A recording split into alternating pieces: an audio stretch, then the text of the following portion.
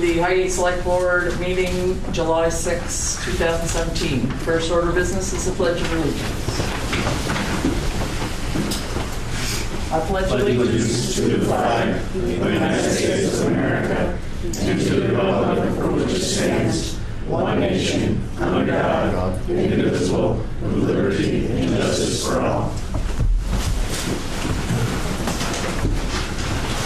Thank you all for coming. First order of business is public comment for those items that are not already on the agenda.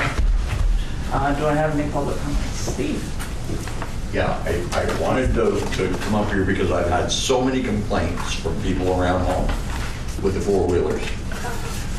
They're driving on the road, they're driving on private property, they're using trails that aren't supposed to be used by four-wheelers, and we have the director of the snowmobile club here. Hopefully he can explain to you that this is costing them money, and it's also going to cost them being able to ride on a trail that they have permission to. I've watched God knows how many driving up and down the road. The other day I see a guy down the road with probably a 5-year-old kid on the back of his machine doing wheelies at 50 miles an hour through town. The following day I see a guy come down and behind him there's another small four-wheeler. The kid is maybe at most 10. He's probably more like 9. And I know where they live. It's almost the Swanton line coming to Highgate Springs. This is on the road. It's got to stop. I mean, I feel sorry for the people who have the four-wheelers. They don't have a place to ride. Well, I'm sorry about that. But that's not an excuse just to be raising hell, so to speak. But if Dan maybe can explain to you what the problems they're having with their snowmobile trails. Well, I'm with Northwest Riders Snowmobile Club. We groom 89 miles, and the worst part is from Sheldon to Swanton. And I know we get the trail just in winter, but it's very hard to keep the trail open. Right now, we almost gave up from Sheldon, Highgate Center to Swanton because of that. So much for that. Sometimes they just go around us and just spin around. What's happening to the trail so people are cognizant of what's going on? Is it spinning out? Are we losing rock? They're not supposed to be on, period. Period. They're rutting them up and turning the mud, but like Dan says, they're not supposed to be on it, period. If it is, we have a state police. If they meet the snowmobile, they don't have a place to go. Right. Somebody's gonna get hurt. So that's the whole thing. Do you know if Swanton or Sheldon are doing anything different than Highgate to keep them off of there? Is it more law enforcement presence? I can't say because I'm not in that area. Right. I never see anybody. I mean, I'm sorry to say, but I don't see any state police. I don't see sheriff patrols. And these guys are up and down the road continuously. And the other thing is, at 2, 3 o'clock in the morning, these guys are roaring up and down the road. And that's getting a little tiring. Well, we have Vermont State Police here. Maybe he can shed some light. Can I ask Steve a question? Do you think legislature would be at all amenable to drafting up some laws that would help put more teeth into enforcement? And I felt the problem, as I see it, and I mean, I live almost in the Springs, pretty darn close, and same thing. They're up and down Carter Hill Road, as bad as anybody can imagine. The one I like especially is the kids that pop the wheelies coming off the corner with frontage road and ride their wheelie most of the way to Spring Street. Yeah. That's to be honest with you, I don't know what we can do. There's already legislation there. The laws are there. I don't know what we can do The only other thing that I can say is, yeah, would we allow police to chase them? Because right now, they don't.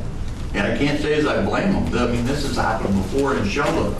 Right. You know, and it's this. And there's such a public outcry after someone gets hurt and they blame the officer, which, I'm sorry, your son, your daughter, your child, your father, your whoever had no right to be there. Exactly. And it's not just Highgate's Road. 78 is used as a four-wheeler haven as well. And Right through the middle of town, Swanton. yeah, it's. I mean, I don't have an answer. I would like to get an answer. Please Let this officer speak. He'll have some answers for us. So my name is Morris Moth. I wasn't intended to be on your agenda. I just kind of stopped in, but I'll address your question because first of all, I'm the station commander in St. Albans, so I hear this at almost every town, but primarily Bakersfield, Highgate, Richford are the big three this year. I've been doing this 18 years, primarily in Franklin County. This goes in waves. We are at a peak year for whatever reason. 5 years ago it wasn't as bad, 10 years ago it was really bad, this year's bad. So our stance as the state police is we can't chase them. Can't spike them, can't chase them. That's the way it is. That's our policies. We can get into all kinds of reasons why we should be able to. When I started, we could. We could chase them, we could spike them, and we had success in stopping them, reducing them. We can't do that anymore for the reasons you mentioned. So we can't. So the only way we can effectively deal with this is with a lot of community help. And what we've been pushing on people, complainants, is we can only write tickets for this stuff. So what happens is we ask that community, if they identify who's driving these things, they become a police officer, and what I mean by that is they become the one that identifies the operator. We write the ticket, but the person that identified him has to be able to come to court and prosecute that ticket with us. That ticket will hold up in court, but that means that person has to be willing to put their name on the line and come to court. That's where it usually stops. We don't get a lot of support when it gets that far. We can't do a whole lot beyond that. It becomes that kind of issue because it's a civil offense. Unless they start tearing up your lawn, that's a criminal offense. It can be trespass by motor vehicle, or unlawful mischief or damage. But if they're simply riding up down the road, it's a civil offense. So we need people's cooperation to prosecute this ticket. If it becomes a criminal offense, it's a little different. But we still need somebody to identify them for us because typically we don't know who they are. And just the calls that we get, consistent calls we get, are just four-wheelers going down the road. If we respond to that area, which we will, we would prioritize our calls because right now we're incredibly short, particularly in my barracks. We're down about 25% of our road troopers. So a typical shift for us covering 20 towns is 4 troopers. So that's what you have covering everything. So when we do get to the calls for four-wheelers, when we get up there, we tend to disperse the four-wheelers, but we also tend to get a rise out of them first by our presence alone, meaning we'll be in the area and they'll start passing our cruisers. We can't chase them. It does take long for them to realize that. We don't want to cause an accident, cause them to get hurt because we're in the area. The ones that do stop for us, which are rare, are the people like are sitting in this room, and they're just trying to get from point A to point B on their four-wheeler, and they're not trying to cause problems, and they don't realize they can't go from their house to their neighbor's house on the road. Those aren't the ones causing the problem. They're the respectful ones. It's the ones that are driving down the road 80 miles an hour at 3 in the morning. They aren't going to stop for us. So that's the way it is. If we do get them in a field, in somebody's property, they run out of gas, we will tow the four-wheeler, we'll write all the tickets we can, but it's not happening a lot. I can't speak for the Sheriff's Department. I believe their policy is the same as ours when it comes to chasing or anything like that. City PD, I believe theirs is the same, so we're all kind of in the same boat. I wish it was different, but I can tell you it's never going to change. Yeah, at least not in my career. It's not going to change. We're never going to be allowed to do anything aggressive to stop them. Do we have four-wheelers in police? Police don't have a four-wheeler? We don't have any way patrol anything off the road. The Fish and Game does, but they're not going to use them for that purpose. Border Patrol's got them too, don't they? And they don't have. Border Patrol is only for protection of the border, so they're not going to. So maybe we can do something in the legislature by. Well, I just want to bring up a lot. So there's a representative on the in Fairfield that's brought this up several times, and that's exactly. He's proposing things such as you have to register them like a motor vehicle. That's right. Insure them like a motor vehicle. We can treat them more like a motor vehicle. The bottom, and I agree that's a great idea. The issue is they still have to stop. We still have to get our hands on that person first to treat them like a motor vehicle and operate. But if you see one parked at a gas station, you can pull up and say, hey. Exactly. So I think that's a good start, but they still have to stop. Bottom line is they have to follow law and stop. So How enforceable or prosecutable is video evidence? it's good if it's identifiable. It's very good. But you still, it has, you know, you got to. Video is only as good as how well you can identify the person. It's very Right. good. None of these things have plates on them, so that's not going to help. Yeah. You have to be able to identify the person riding it. It'll work, but you got to be able to identify the person clearly. But if you had several pictures of somebody, Yep. you've got better odds of If identifying that them. person, that complainant, can say with 100% certainty that that is the operator, they're willing to put their name And down and put their name follow on it. through. Yeah. That's your And honestly, I mean, I'm not trying to put anybody on the spot here, and I get it, but a lot of times that's what it comes down to, is people are unwilling to take that next step with putting their name and putting themselves in court, potentially in the traffic court setting next to that person, because they're worried about retribution, whatever the case may be. But bottom line is that if we're writing a civil ticket, we need some assistance in that follow through. That's kind of the way it is. What can we set up like they do in winter on vast trail? I like Just stop patrols. somewhere, forward, We don't wait have there. that. We don't do that with ATVs. Spend a couple hours here and there. I know You scare a checkpoints. lot of people. I understand. We just don't get into that in the summer. I don't have an answer for that. I know what you're saying. That's been brought up in several So you meetings as don't have well. to chase them. It's up to you. The issue with that, potentially, I'm seeing, what they would say is, most of those people you're seeing on those, like those checkpoints, I used to do that work as well in snowmobiles, most of those people are legal too, and they're not trying to run for you. What we would probably potentially see in that is the same thing, four-wheelers would approach that and they turn around and be gone, and we wouldn't chase them on four-wheelers either. Yeah. I agree with you that would be a good PR thing, and for the legal people like who's in this room, Yeah. again, if you're going back to people that aren't legal on those trails, chances are I'm not sure we get a lot of bang for a buck on that either. They're parked you wave and take off. Probably. I'm just saying what I think from Yeah, my the lease is better than nothing. I agree, but bottom line that too, I don't have enough troopers to put out on trails. See, part of the problem is identifying people. Absolutely. They either have a mask on or they want you to. I agree with you. I mean, I agree 100%. You know. It's a catch-22. Again, I've been on the end of chasing them when I first started. I don't think we should be doing it now either. It's not safe for anybody. But they know this. It doesn't take long for people to realize what happens when we don't do that. We're at an all-time high. Now these four-wheelers go 80 miles an hour. That's dangerous. But with we weren't chasing the ones in Sheldon, but I happened to be working in San Jose when that happened. That caused a whole uproar, and it's unfortunate that happened. So I don't want to get back in those days. Oh, well. So That's the way I. yeah, but I don't look at it. I don't want anybody on the road if they don't. It's unfortunate. Yeah. But they are everywhere. St. Albans, like I said, St. Albans, Highgate, Richford, Bakersfield this year is historically high. Well, I would say it's historically high for ATV issues. For the Bass Trail, I wonder, in St. Albans, a lot of times you'll see the gates across the, What about barriers? Some Yeah. barriers. well, they're, They go right around. No, I would say that. They're gonna ATVs go are capable of going around around them. and that. They're gonna be. We posted the pitch down home in Highgate Springs. Right. They put barriers across, they've gone around the end of the barriers, they put some more cement blocks in on the sides of the gate. To keep They them went around. around those. They'll cut the trees. I mean, basically, without building a solid wall, those places are gonna be open. And you can't do that. I did the program over here on the power lines. They requested us to put gates, and they just go around them. You can see paths on both sides of them. And we put up their signs through the Falco power lines.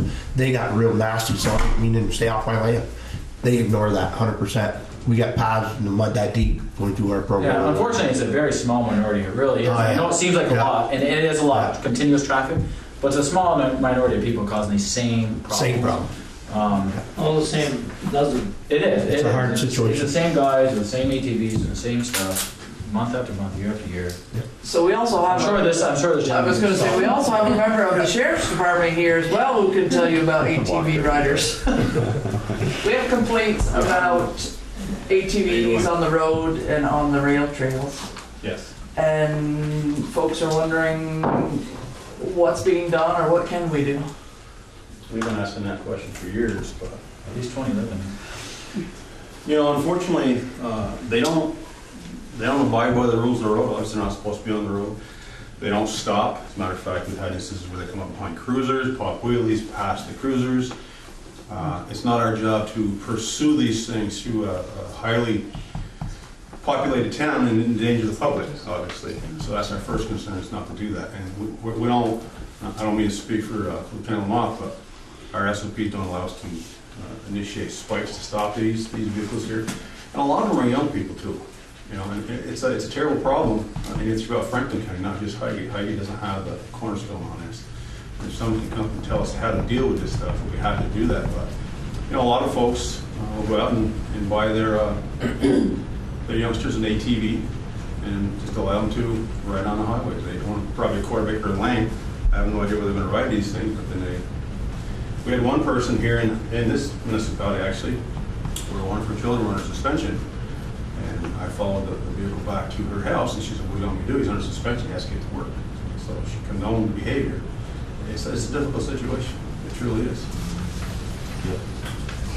Well, What if we opened one up for them?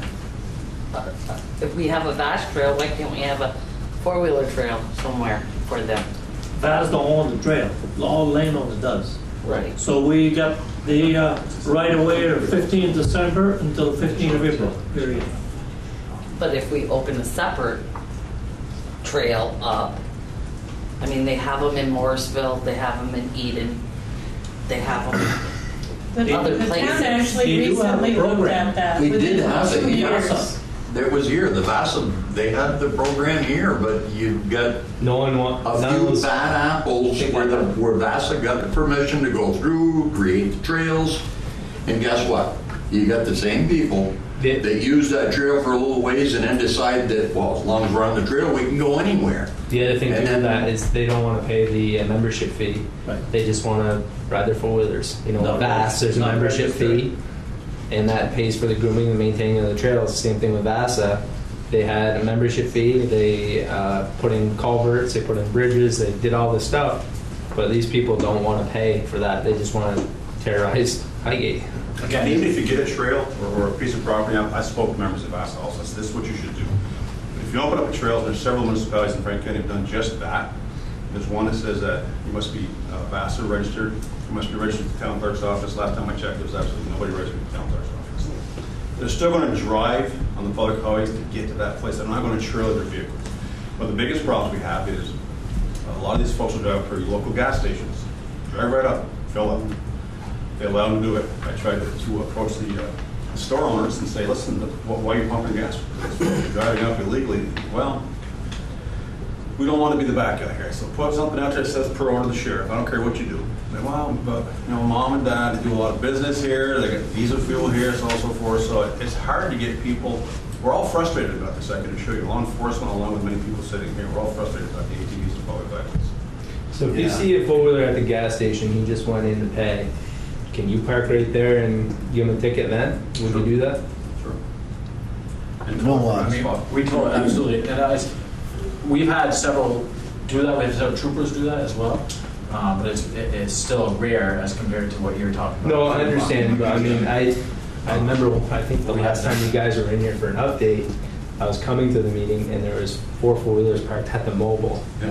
And I was like, I mean, that's really what they understand is towing their vehicle is a big thing, and that actually costs them. Because a lot, unfortunately, again, and I'm not categorizing any of these people all in one big group, but a lot of these guys, you can write them all the tickets you want, they're not going to pay it. right. You told the four-wheeler that means something. And we had, you know, to get back to VAS, I was part of the Stump Jumpers years and years, and we opened trails, got permissions, and did what we're supposed to. Okay, now in the summer, the farmers have their fields there. They don't want people. In the winter, it's different. You got snow. Yeah. You can go across their fields. In the summer, they don't want you in there. So you're not going to get this trail thing in the summer or across farmers' fields. Right. Especially when they start making a beaten path and it's that deep and they're going to farm. No matter what you do, you also have that liability. Right, Oh, yeah. exactly. Just so you know, that's a difference in the winter with VAS. VAS is a situation where you got deep snow, you're maintaining it through VAS, and your state money. If you do your work you're supposed to do, they pay you, and you get a percentage for your club to make this end good. But when it comes to four-wheelers, there's no respect because it's the young guys that don't care. It's not the family outing anymore. For some reason, they buy them this hot rod thing that'll do 80 miles an hour and say, you know, stay out of my hair. That's a bad thing. That's what it is. I think kind of hit a nail on the head there by putting, like you do with snowmobiles, you have, you know, state police or whoever patrolling on a snowmobile. You do the same type of thing with a four-wheeler. and it's a new thing, people on other four-wheelers be like, oh, it's just another four-wheeler. Oh wait, that's a state cop. You know, when they see a big green cruiser come up with lights on, yeah, they're gone. If you see another four-wheeler, they just think it's a four-wheeler. All of a sudden they stop, think it's another four-wheeler. Oh wait, you're state police. Yeah, You know, we just don't have. No, I know you don't have the resources now, but that's where Yeah, it is not, it has been brought up. Steve's already said he's gonna find some Resources for it? I will see what I can do. I don't But think I think that's the only way to stop it. Do you guys also that all the time? Do what? Four-wheelers on trails? We don't have Yeah, we four-wheelers. don't. No, I know you don't now, but We used to, but we Yeah, don't. we did too. But if we made those available, you could. The state of Vermont's going to cough up some money. Oh. You heard it here first. front page paper tomorrow. It is every county in the state, by the way, because we go to our division meetings, say nothing. But I mean, we worked with, not any members of this board here, years back, but Heidi was here. There was a local pit here, getting back to, finding a place for these folks to ride. And they were riding down Lancaster Street to get to the local pit. Finally became such a problem that the landlord said, that's it, closing it all down. Yeah. So Yeah. everything we try to do to appease them and work with them doesn't seem to work, unfortunately. So we have nothing against ATVs, but they have to be driven respectfully on the Of course, highway. they all have to put pipes on them and bore them out so they're twice as loud, twice as fast. There's a place for 9 them o'clock in every our night. area, isn't Yeah, there? You know, that one. just, the Adirondack Park over there has places where you can go to the store and fuel up and get food and groceries, stay in a certain part, but it's a trail, it's marked, you sign a thing saying you're on it, that's on the York side, and they'll allow you certain places. Other than that, you don't belong. If you get caught, you're gonna pay. Even towns that allow on some roads have these same problems. Yeah, They allow yeah. on some roads. Here, it's, we don't have that. We don't have an accessibility to do it where it belongs. Maybe up in the mountains where they have trails or something they could do, but here, too many close, just not feasible for here. Okay, so in the interest of time, are there any other public comments? Okay. Do you have any other updates for us while you're... Sorry, I didn't have a better answer. That's all I can say. That's no problem. Thank you. Thank you. Thank you. Thank you. Thank you. Appreciate it. Okay, moving on. Vicious dog hearing.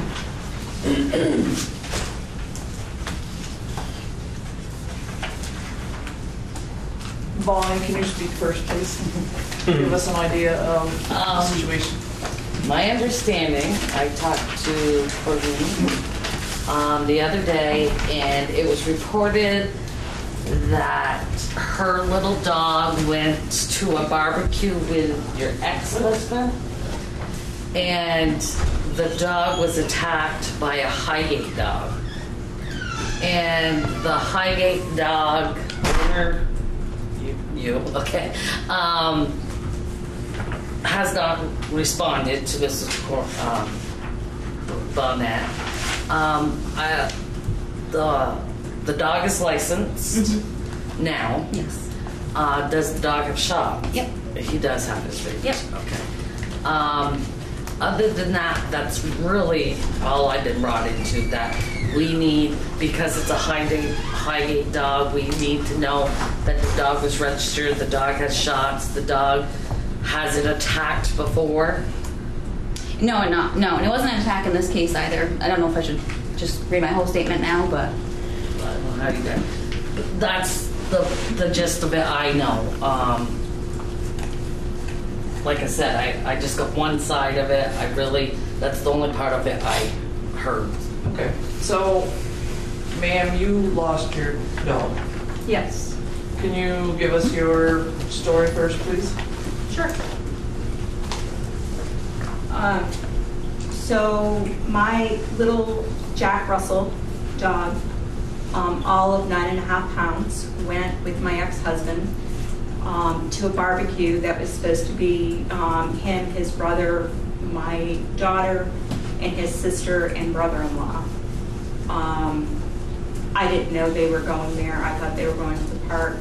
Irregardless, the dog was there. Casper is the least vicious dog you've ever met. She might lick you to death.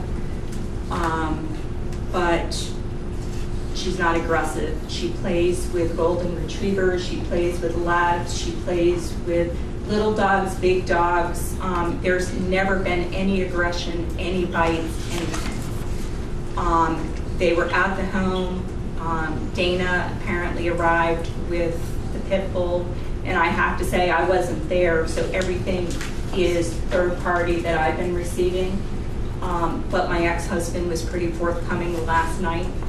I'm glad the dog is licensed now, but the dog was not licensed at the time of the bite, and the dog had not had its shots at the time of the bite. The dog literally, and I've heard this from now 4 different people, grabbed this little dog in its mouth and crunched down and would not let go. They hollered and hollered for them to let her go, and he did not. Her brother, from everything I have heard, was behind the pit bull, pulling at the harness again and again and again to let go, and they had to pry it out of its mouth. And I've heard that from 4 counts of 4 different people. This was a vicious bite. It wasn't just a bite. This dog is dead. I tried calling Dana on Monday when I was at the vet's. The vet needed to know because the infection was running so rampant through this little dog. They needed to know if the dog had its shots because nothing else was making sense. They had did blood work. All the blood work came back that there was a high infection.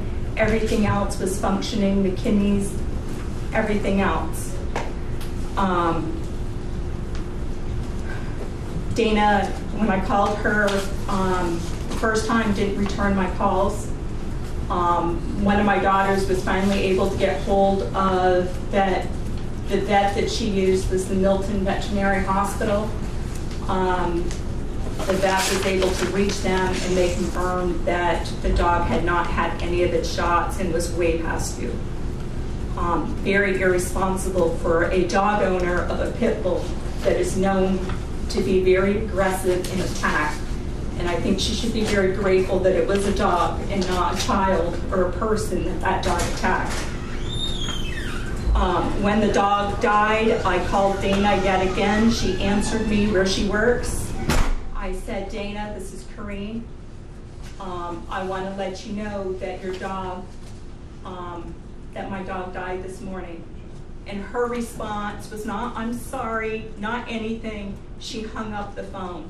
To this day, I have yet to hear any remorse from Dana, her parents, or anyone who is there. My ex-husband, who were not the best of friends, was very remorseful, and he said the terror in that dog's eyes is something that he cannot go to sleep with because they could not release the dog. I have pictures of her. You can tell in the pictures the bite went from under her leg up through her neck. She was black all the way through from the infection. It was dead tissue. It may have been a very small entry wound, but when a pit bull bites, it bites down and it bites hard. And it doesn't. The lodge jock and it doesn't let go.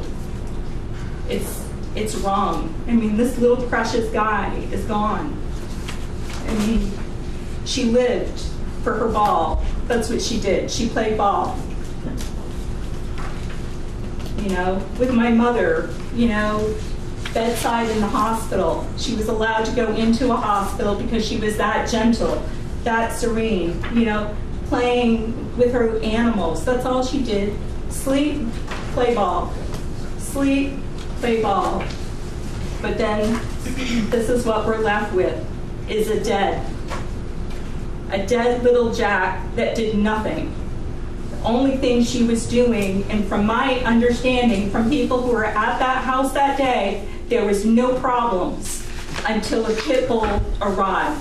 She played ball, the ball would go down the hall, she'd go get the ball, she'd bring the dog back. This is what's left.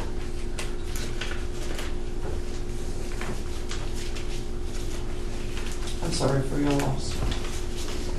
Yeah, I think, the town of Highgate, what people don't realize, last year, our nephew was killed, one of Highgate's finest, Chris LeBounty. This dog was our little angel. He's what helped us through that sorrow. And we've had to live with a year with the way he died. And now the image of this pit bull shaking, this little dog. It's not a bite. This is a vicious attack. And Dana's carelessness of not having the dog licensed here in town, not having the proper vaccinations for it, and she can say that it's never happened before, but I now have 2 people who have come forward saying that the dog has attacked before. I can't get the vet reports. You can get the vet reports from her dog animals. From my understanding, she got the dog when it was 2, and that there was an issue prior to her getting it and one after.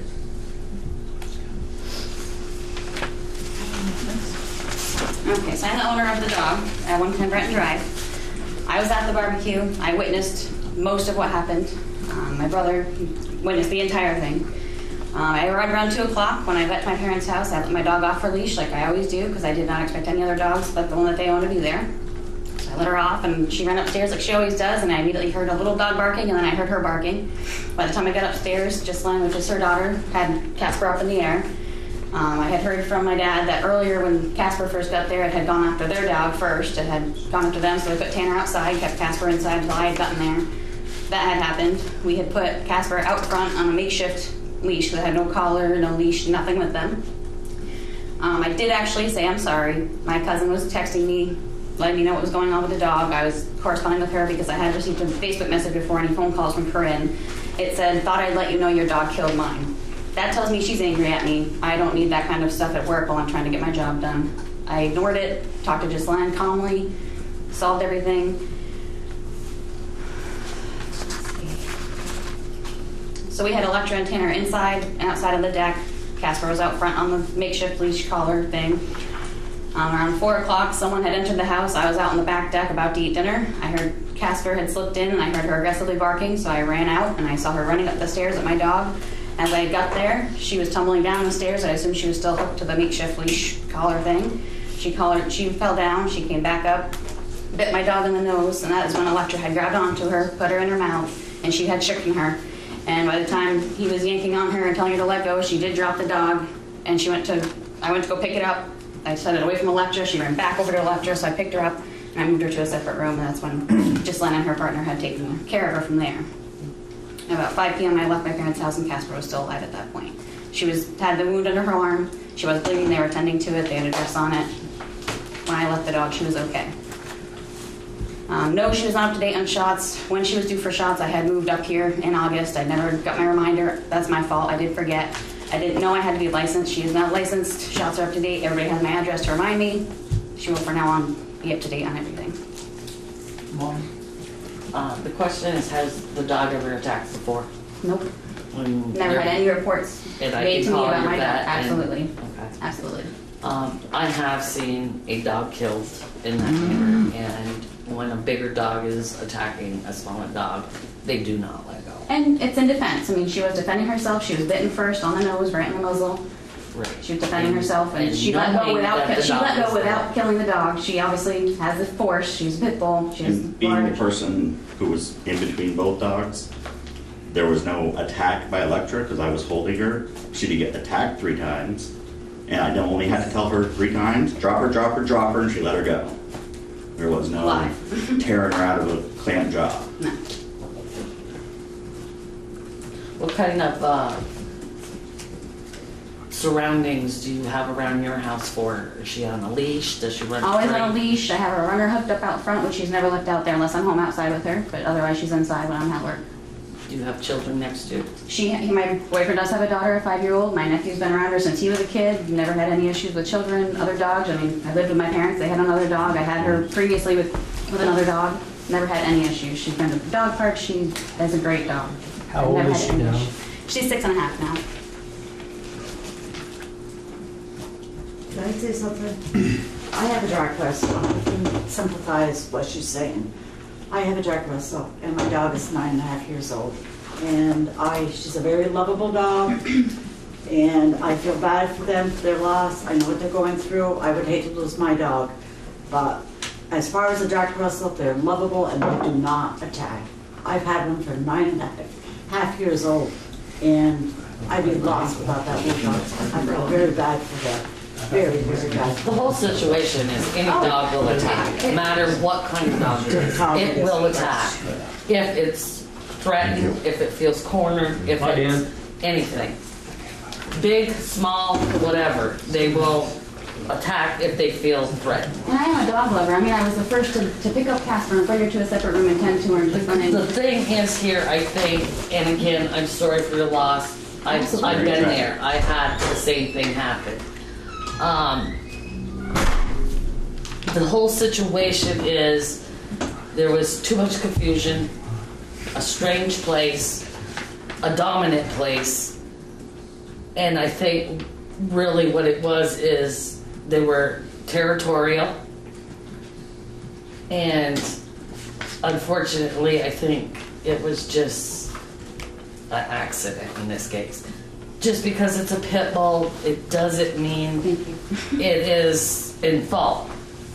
We have had pit bull bites, and we have had known Jack Russell bites and Labrador Retriever bites. And but again, I think it was territorial and a place that this little guy has never been. Correct?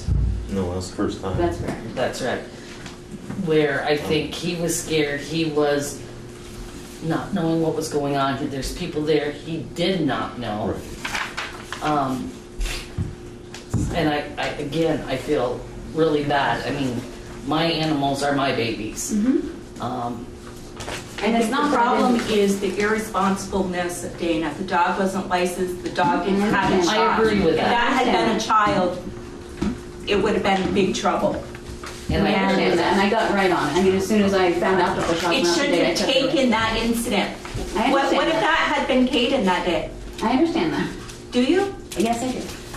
The problem too, and I'm not sticking up for just her, I have other people in this town that don't register their dogs, and I'm after them all the time.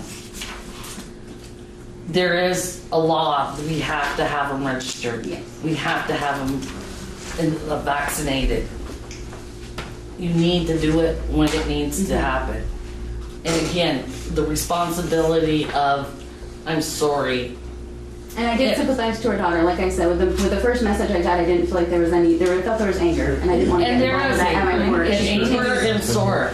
But in your case, there's also bills. Bills rack up. Oh, I know. So, you know, it's not going to bring her dog back, but maybe you guys could work something out with hospital bills. If I may just say one thing. The fact that you made the statement that that dog attacked, we often watch this dog when Kareem's been out of town. I have a chocolate lab. That dog has never once attacked it. We've had other dogs come to the house. We brought it to places other dogs. That dog has never... Sir, can you just say your name, sorry? My name is John Bonnet. I am Kareem's brother. But we watched this dog. This dog has never, with any dogs, attacked, bit, and nipped. It just wasn't that sort of a dog. So the accusation that that dog did something. And secondly, in your statement, you said that when you got there, you let the dog off the leash and it went right upstairs and you heard it barking. You having the aggressive dog at that point had the responsibility. At what point was my dog aggressive? And you have the pit bull. You have the aggressive dog. You had a responsibility. Wait, because it's a pit bull, it's aggressive? You had a responsibility to keep that dog, away from the other dogs. You had a responsibility. And you are very fortunate that it was a dog. Because if it was a child, you would be in jail and the dog would be dead right now. Okay, so I'd like to hear from you. Me? Yes. I'm Peter Lawrence. I own the house in South Hero where the attack occurred. When I did not know that my brother-in-law was going to bring the dog to the house, I had no idea. The door opened, I heard it barking, and it went directly up to the stairs to my dog. I have a golden lab.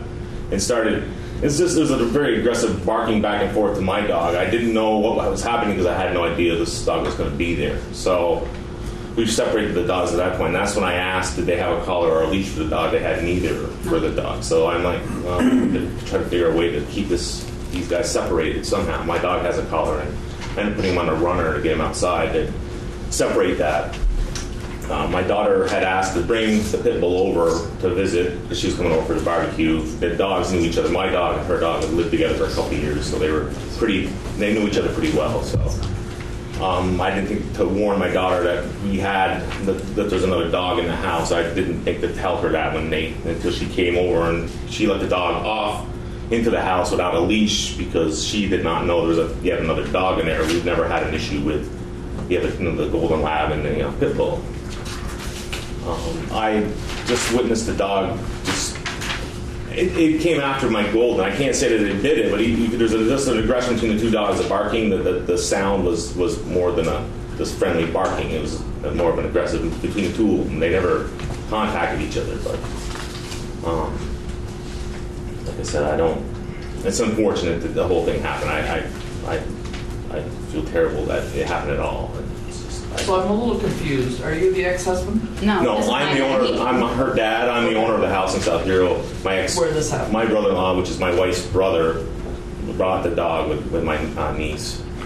My question is, why was your ex-husband going the dog?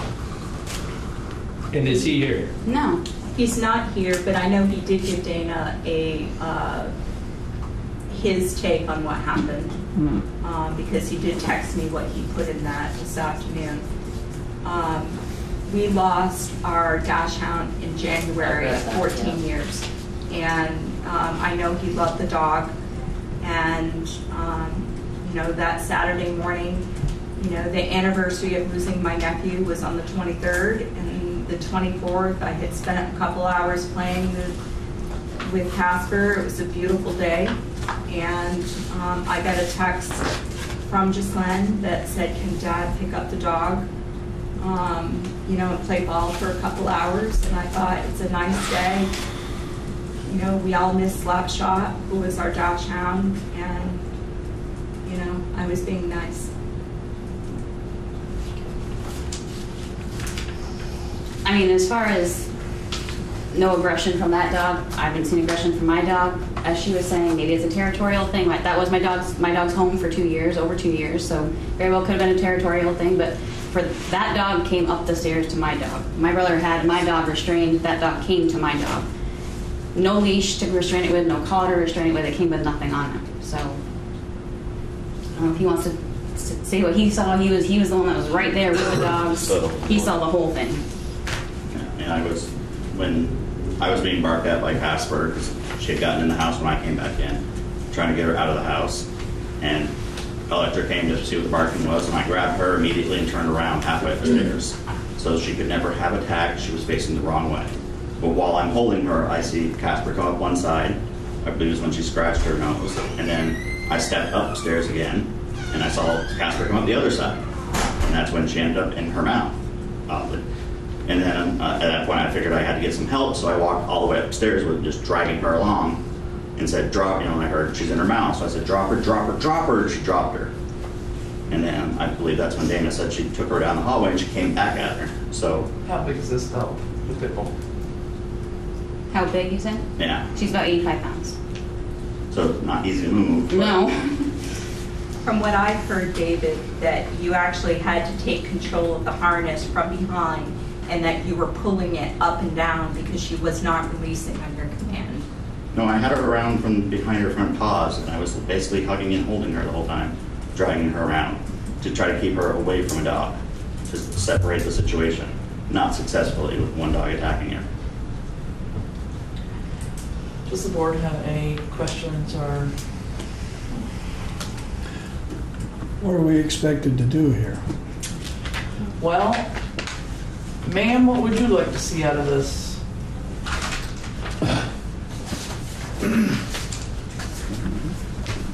Honestly, I don't feel that Dana has shown responsibility as a owner of a pit bull.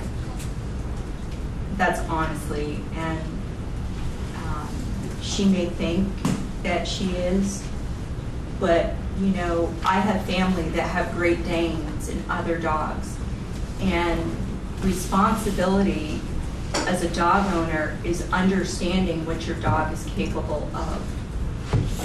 And she's shown no remorse to me whatsoever. She's taking no responsibility for what happened. I mean, it took this hearing. That could have been a child. And a lot of times, these dogs will turn on their own family members. Somebody takes the wrong cookie.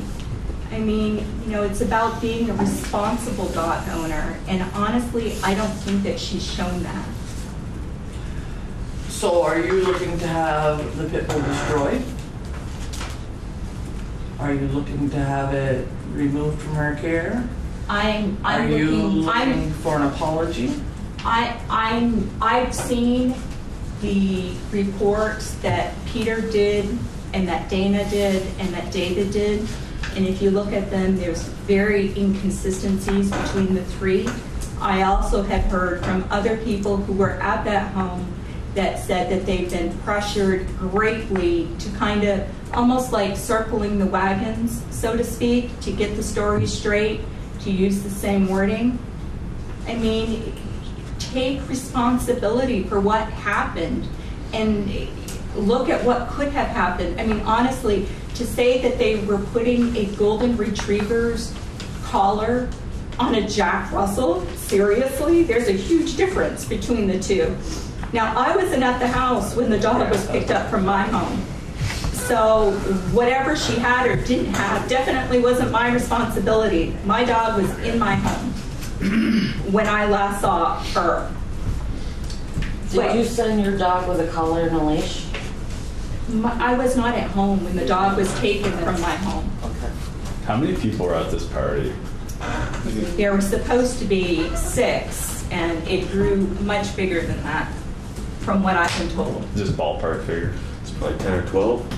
Do you have any eyewitness accounts to back your statement? Well, Dana has Eric Likens' report. I actually in her don't. I hand. have mine, my brother's, my Well, dad's. I have text messages that he sent it to you, and his account that he wrote in his affidavit is very different from the 3 of yours. And he was very surprised when I actually said sentence by sentence of what you had in your affidavits.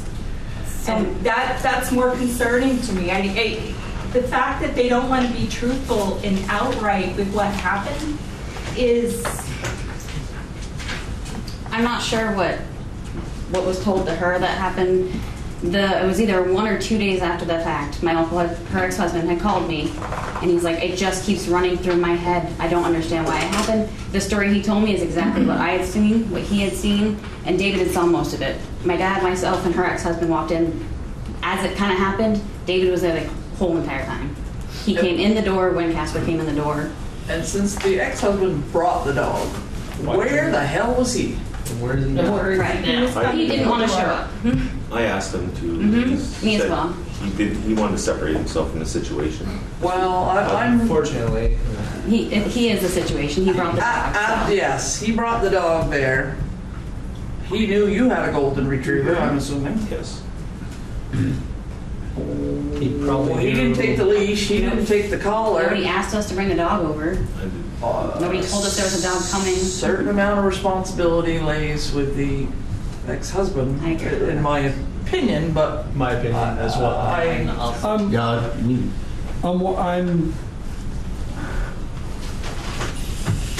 I'm thinking the town's authority doesn't necessarily extend to a great enough degree to handle this situation. The dog's now registered. I'm assuming she paid her late fees and whatever penalties there were. It's been determined that the dog was not rabid, I guess. How do we know that the dog is not rabid? Well, Because the dog would have shown signs of way before now. And she was just at the vet And if one it day. makes a difference, I can quarantine that dog for 10 days. That means your dog will have to stay away from anybody except for yourself for 10 days. If it was rabid, it would have shown by now, but we can still quarantine it. so that's one option. I mean, when a dog destroys somebody's livestock, like chickens, for instance, I believe our authority is enough to say that they have to make, the dog owner has to make restitution. I'm not sure in this case. And I have mentioned that. Because of the bills situation, maybe you guys could come up with My opinion is these folks need to go to a higher authority. Get yourself some lawyers and go to court. If that's what it takes, I mean, If you want to pursue that. You know, My only concern would be that, Bonnie, can you check and make sure the dog has not bitten before? Yes. That would, And that for the town's liability. Anything I would can be do to concern provide. For me, Yep. was that. Are you still at the Milton Vet yep. now? Yep, she was there on Monday. All right. You know, to make sure that we do not have a repeat offender. Absolutely. Dana, where did you live before this? At your At my parents' house, yeah. Now the South Hero ACO is here. Mr. Dubuque, he's here. So he would maybe have a history. I'd love to hear it. Absolutely. Thank you for coming. Do you have any thoughts, questions, concerns, any history? No history at all. Never had any problems at all. On either animals, No. on their household? Was the dog registered there? In your town? Was it what? South Zero. In town where you guys are from? Was the dog registered there? No. Yeah. No. Wasn't registered there either? No. Had no shots there either? No, she had her shots up until August. August Till was when they ran August? out, and that's right when I moved up here. And I So didn't, she had shots? She had shots until August. Just not registered? Correct. Okay. I think maybe the in-house quarantine would be a prudent idea. Yeah, Until I this thing can get the happened. records from the vet and the history of the dog. Because she's had the shot, she's not registered. So they really have to follow that up. I'll follow it up and see what the vet has said and Right. keep it quarantined until I get that information. That I'll would call them. cover the town of Highgate for that. Yep. Other than that, I don't see anything where we could go with that. Do we need to make a formal motion on that? Certainly. I would move then to quarantine this animal under our animal control officer's supervision until such time as it's determined not to be rabid or infectious or whatever the proper term should be. And just be protecting everybody. Mm-hmm. I'll second that. All those in favor? Aye. Aye. Those opposed? Then I'd suggest you folks come to some sort of disagreement, but disagreeable agreement might be the way to put it. Because attorneys and court fees are expensive. Yeah, they are. And Can we just clarify, are there any other dogs in the home that are not registered? In my home in Highgate? No. Are there any dogs here that are not registered? The South Bureau, my dog is not registered. I'm getting it registered. I've talked to That's not our problem. I've talked to Mr. Gentleman behind this problem. Mr. Dubuque and I've done my work this Yeah. All dogs in your possession are registered. He's the only one, yep. Bonnie, are you, Mark, will there to quarantine? you're good? Yep, we're good. I will call the vet tomorrow. Okay. Quarantine till you hear from me. Okay. That means only your care. No, my boyfriend lives in my house with me. Is that okay? I mean, he's always there, so. As long as it's you two. Yeah, that's Anybody comes to your house, the dog goes to the bedroom. Okay. And only you two deal with the dog. Okay. On leash all Until the further time. notice. On leash, outside. Oh, absolutely. She always is anyway. Yeah. So, Everybody, when she's out, one of you are out. yeah. And Bonnie, you'll stop in or? I will call the vet tomorrow, and then I will contact you. Okay. And let you know what the term is. Do you need my contact info? I get it before. Okay. That ends the vicious dog hearing. Update on town licenses. We're done. Everybody is done. I have 3 left that Wendy will send tickets to because they're never home. But Ben and I went out last night and we finished. Everybody's good. Everybody's registered. Everybody's good. Great job. Congratulations. Both you and Wendy and Christy and Ben. And Ben. I need Ben. Yeah, that's, Okay, Franklin County Sheriff's update. Wow. Yes, we clean a house. You just keep an eye on it. Yeah, they got Just in some- case. Yeah.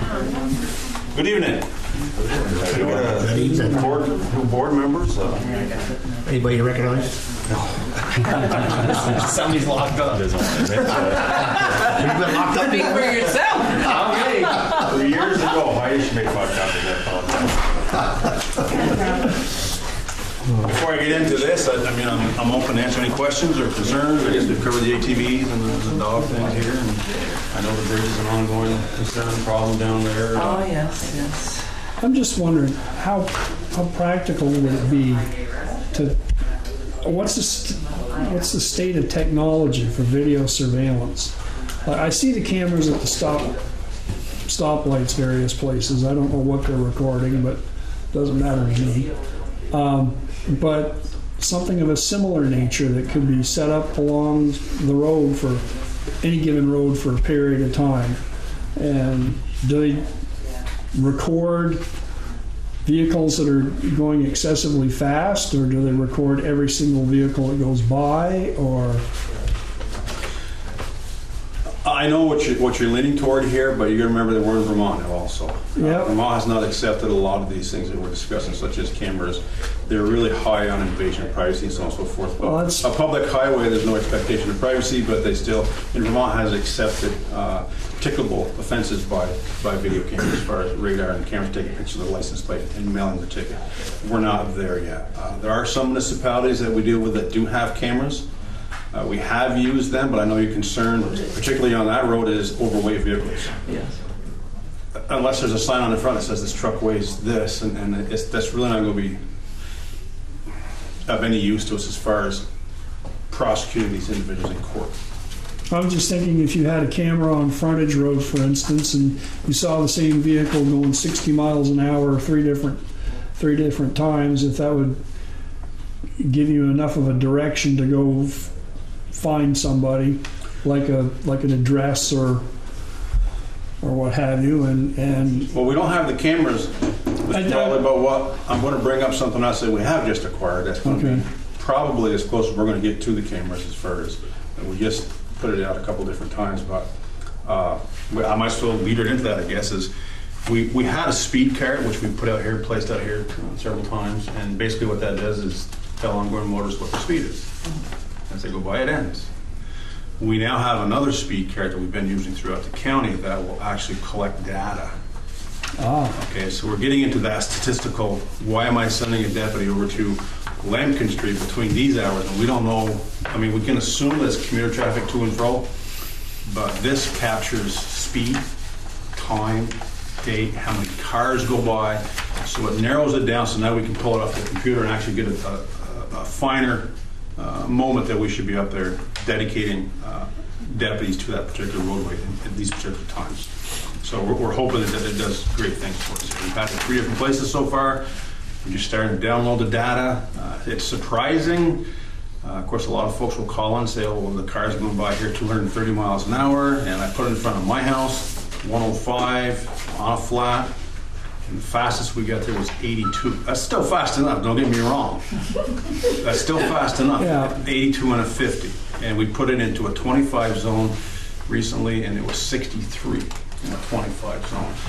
But not a lot of them, but we are getting those. So what I was getting to was if Heidi can identify through the board, areas that like to see the sign placed on, so we start collecting that data so we can put our efforts toward. We're talking about speed all the time, whether it's Lambkin, St. Armand Road is I'm getting a lot of complaints about St. Armand Road. Asphalt.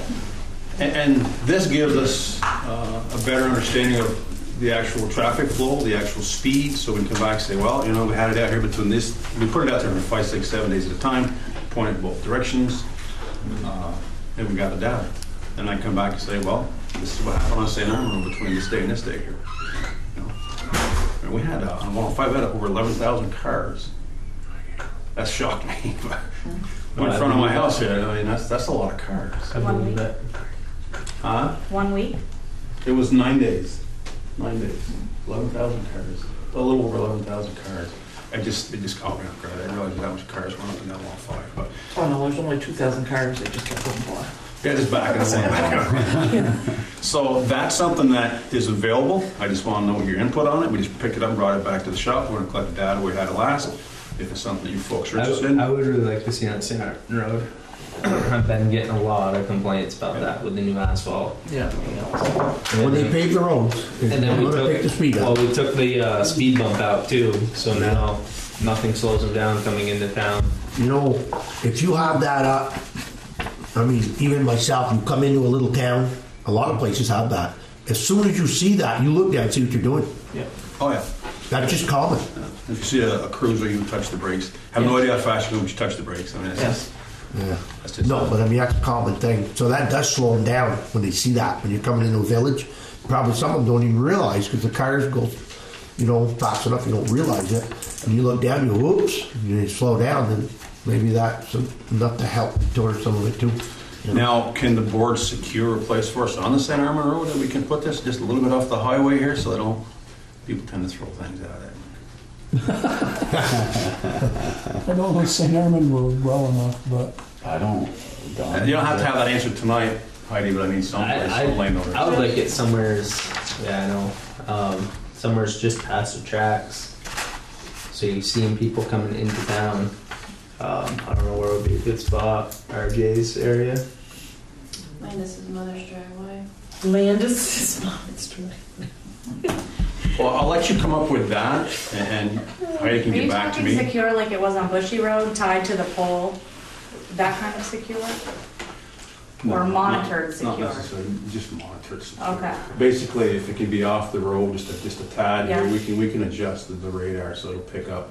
Or- But we still want them to see it. But I mean, I'm serious. This is a $10,000 apparatus, and they go by and throw 16-ounce Budweiser. Well, that's why I figured it was tied to the pole, if someone would take it.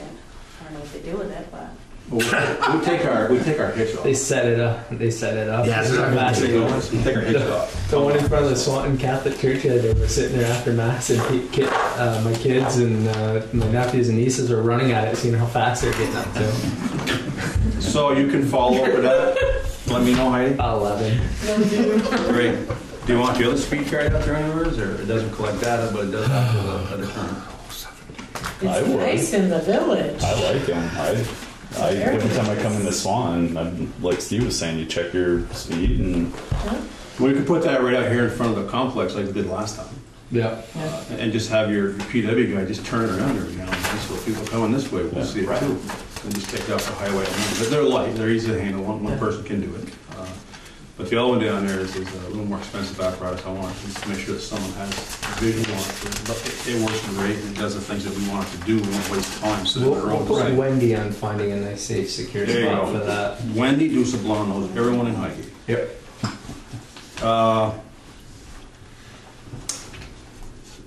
Before we get into other things, I know in the past, Sergeant Will Rupert has been in contact through our office with Highgate. Some people were concerned that he was leaving. Will has since gone with the FBI. He's in the academy presently. He will be graduating the 27th of this month from the FBI Academy. There's a bunch of us from our office going down for the graduation to throw beer bottles at him for leaving us behind, but he's doing well. Yeah, congratulations. So you will have a new contact on October 1 of this year, other than myself, once I backfill that position. So, I'll let you know I know who that's going to be presently, but I haven't let the office know, so I'm not going to make that public information. But you'll have a very capable individual that you can have contact with there. Basically, that's it as far as the speed cars. New contacts, concerns, questions. Now, these sheets that I gave you, we're not going to cover all these tonight, folks. I can assure you that. But if you start with the front page, what we've done is this is a breakdown of 2016. 16, yeah. Okay, it's done by quarters. Yeah. And it's the format that I'm concerned about is to give you an idea. Just on your first page, incidents. Okay, this is January, February, March, obviously. So this gives you 256 incidents during those 3 months. And then you move over and you see the civil tickets and the traffic and the warnings and so on and so forth. Same thing with, but what you have to keep in mind is property watch, 94. That's a lot of property watches, but that's a service that we offer through our office and people call. Or Businesses or private any properties. If you're going to be gone, right. Okay, and you want someone to stop by and take a look at your property, whatever else, there's a sheet that they fill out. And obviously Highgate, there's a lot of folks in Highgate that take advantage of that fact, so that's a good thing. So second quarter is the next page. You can look at the totals yourself, obviously. As far as the speed tickets, third quarter is just a repeat of the first and second. It tells you what the complaints are, how many there were, so on and so forth. We try to give you as much information as we can without putting names down there, obviously. What does it mean when you say directed patrol? That is, you call me up and you say that we got a speeding problem on Lamprey Street. We go to Lamprey Street, punch a directed patrol. I see here in 16, the ATV incidents, there's 3 of them. Is that for which quarter? The 16 incidents by call types. So it doesn't look like there's a lot of instances on there. Right in the front page, 16. Front page, 18, yeah, 3. Well, that's January, February, March too. Yeah, so because of the winter. Because of the winter times. Well, January, a lot of times we get first 2 weeks of January, it's still pretty warm sometimes.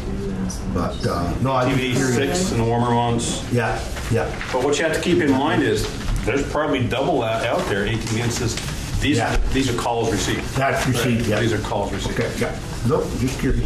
See, there's not very many even in the. Well, I mean, that's what we look at. You know, we look at a call when people say, "Well, we've got a problem." Then I look. Well, at people are probably sick of calling. Well, they probably are. You know what I mean? Sure. So, and then what we did, and I want you to look at the next 2 pages, and these, I believe you have them on the front and back on yours, 2017 or just the first 2 quarters of 2017. Yeah. We decided to give you a look at this to see if this is something that you wanted in the future or whatever else. If you look at the call type, and we showed you with the incident location just to show you what's taking place throughout Highgate. There's several different roads that are listed there. Where it's from. Where it's from. And if you flip the page, you will see the arrests that were made during the first quarter. It at least gives you the roads that those were made on. As you can see, Highgate is a very busy and active area. Yeah. Keeping in mind now, this is still a split contract with my hometown, Sheldon. So just look at the statistics you have just on the first quarters of these years, just in Highgate. And then, of course, the buzz thing is here down the bottom. You see arrest by gender, race, and age. Well, everyone that got arrested was a white male in Highgate, so we can't control that. Can't imagine that. So, tickets and warnings, you'll see also on, I don't know what page it is because you flipped yours over, 6, 7 down there, first quarter. By location, I'd just like to show you that, yeah, we are all over the place as far as the roads are concerned here. Setting up. Vermont 78 is a pretty busy highway, obviously. Yeah. And the next page, you see where the tickets were and where they took place on. You know, Cassie Road, Carter Hill Road, Airport Road. The warnings and the arrests are the same things pretty much through there. So when you do have time, you know, look through these things, circle whatever. If you have a question, feel free to call me, or you can run it through a Highgate or whatever else. There's a lot of information here because you're dealing with 12, 18 months worth of information here. I just want to know basically what type of formula that you do like to see, or you want to see the roads, you want to see. I like seeing the roads because it's good information for me anyway to know that you are hitting some of the back roads like Cassie Road or, you know, I like seeing it. I like it too. Okay. If I see one on Isle Lane, I'll know who it is. I'm not on it. I mean, you can take the totals yourself as far as adding up the quarters to see what we had for call, what you have for tickets, what you had for everything. Everyone here is one cable do just that, so we didn't do that for you. But I want to know which format you're looking at. So the roads is a plus, obviously. Yeah, for me anyway. Questions, concerns? You got certain roads like looking at a frontage road seems like 23 times. I mean, must be. That's what I'd look at. 24 times, is that Airport Road or where is that? What are you looking under, complaints or tickets or? Just your front page on the 17. It just looks like that's probably the heavier traffic roads, that you probably patrol for more incidences going on. Yeah, I the front three road. of mine, 78. I think he's a little confused about the 17 part. So, Which order of the 17? Corners. Front. Top. Yeah, well, it says Yes, but there's- Q1 or Q whatever. You gotta find what Q. He's looking at this 23 frontage road, for incident location Q2. Okay, no. Q2? Okay. Seems pretty high, actually. Quarterly 2. Yeah.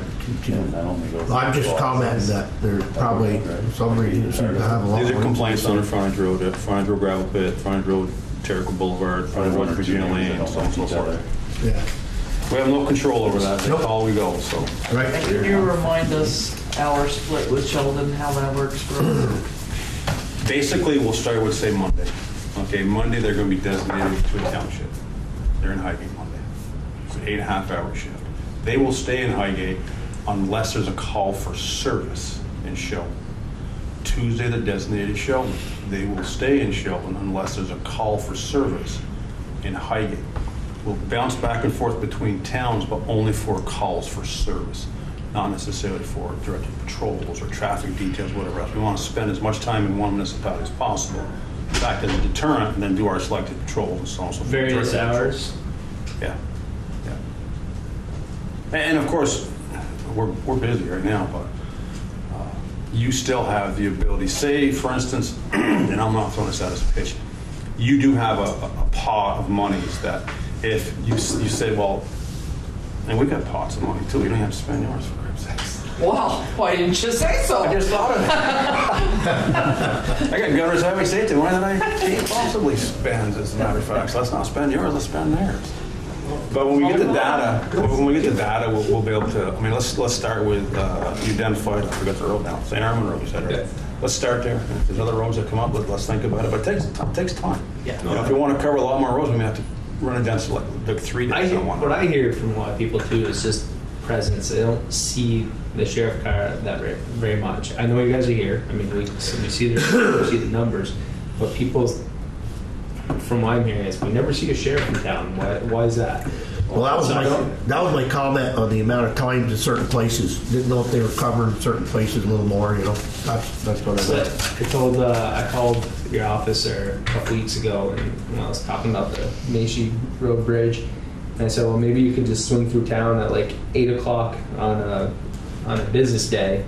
You know, everyone's at DeSorcy's, everyone's at Joe's, or at the Mobile, and just stroll through slow because I'm in a busy time of town, and then everyone could see that, oh, hey, there's a sheriff, you know. Basically, we work evenings. Yeah. Okay. But having said that, we do have municipalities that have requested that we do some day shifts in there. So we will afford a Sunday, Monday, Tuesday, and maybe even a Wednesday day shift. But depending on the seasonal, what now we're not going to take you Thursday, Friday, and Saturday night shift to put you on day shifts. But if you're looking for some day shifts where people can say, oh, that's what a sheriff's car looks like, obviously, except for those whose houses we're at all the time. But right. We can do that also if that's something you want. You know, just let Heidi know. She'll get in contact with me. And if you're looking for 1 or 2 days a week, something like that, day shift, we're flexible. And that, I guess, is something too for the future. You know, at what point do we need more coverage? Well, this coming budget, starting first, the town approved sum of money, extra money for different patrols, and I think we wanted to talk about that during executive, right, on how we wanted to spend that money, so we're not giving away all of our secrets. But and about that later. But yeah. But I mean, even at some point, you know, do we become a town that needs more than a 4-3 split, or you know, do you have any statistics that you go by to help us as a select board figure out, okay, if we need more? Yeah, should we really consider budgeting for more money for those services? But it sounds like he's got plenty of money. Well, yes. well, Right now. Traffic details. yes. Not for handling complaints and so on and so forth. That's Governor's Highway Safety is strictly traffic enforcement. No, But I we- mean, do you have some kind of matrix that shows, okay, St. Albans Town has this many complaints, they have this much coverage? Yeah, something that we could actually, should we ask for more money from the town, have something to back it up and say, okay, I know on average. During town meeting day, we sold the idea of extra monies because of, the needles we're finding in the parks, the needles we're finding at the frog pond, and It was investigative work. right, and people are seeing more drug issues in our town, and that's what we'll talk about later. But just the complaints I have is people aren't seeing the white sheriff people enough, and Maybe we should throw some day shifts out there. right, and I think that's what would be good, especially in the morning, around 8 o'clock when everyone is. That's when I notice a lot of people are moving around through town and On their way to work. And Speeding. speeding. I never could understand why you speed to get to work. I can understand speeding to get home, but not speeding to get to work. I don't understand that one. Well, they never get up early enough to get there. Tough sell. That's what it is. They wait right till the minute until they leave. But, we can look at that. What I can tell you is we're in Richford 7 days a week. They got their own contract. Enosburg Village and Town, which is, I guess, one, they have their own 7 days a week. Fairfax has their own 7 days a week. It's kind of a tough pill for me to swallow here because I live in Sheldon, so if you do go away, then we get cut back down to whatever, unless the folks in Sheldon decide they want to increase their coverage also. This has been a great relationship, I think, between Sheldon and Highgate as far as this contract is concerned. Maybe you don't have to start looking at necessarily just getting away on your own, but as a taxpayer and citizen myself, I don't care if I expect my taxes to go up incrementally as we go along. It's kind of tough to go out and say, okay, it costs us $60,000 to split. And if you want insurance, it's going to cost you $120,000. That kind of sets the taxpayers back a bit. So if you could look at increasing like maybe 8 hours a year until you get to that point, it doesn't hit everybody so hard.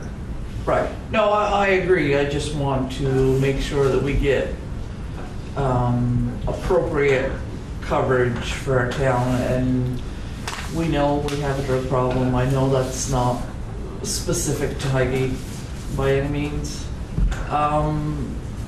Four-wheeler problem. Yeah, and we everywhere. have speeding problems, and we have domestic abuse problems, and we have all the problems everybody else does, but it's our responsibility, the five of us, to make sure that the residents feel safe. As a law enforcement official, I can tell you that you can never have enough coverage. And it's true. I mean, you get municipalities that have 24/7 coverage and they still have crime.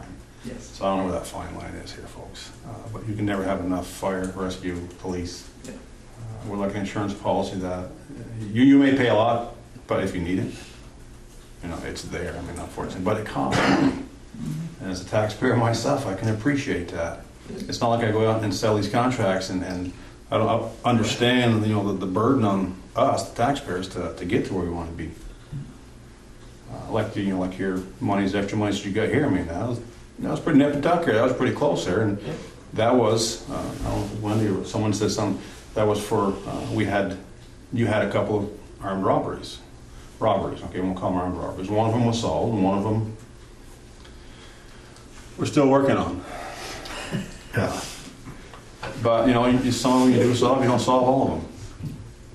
But that was something where we had dedicated a lot of time and resources, and I reached out to the town, and the town was very good at saying, yeah, we want to make sure that we do as best we can here, and that's when we come up with that recommendation to have that. It's not like it's there, so we're just going to spend it because it's there. No, absolutely. But it's nice to have as a resource, and you folks make that decision as to what you want to do with it, not me, obviously. Maybe. Right now we don't need it for highway safety. We got money for highway safety, so I can't really say spend it on that because that doesn't make sense. At the risk of beating a dead horse, if you did have the means the machines to do some four-wheeler patrolling. Would it have any real impact? I mean, even if it was just four-wheelers and cameras?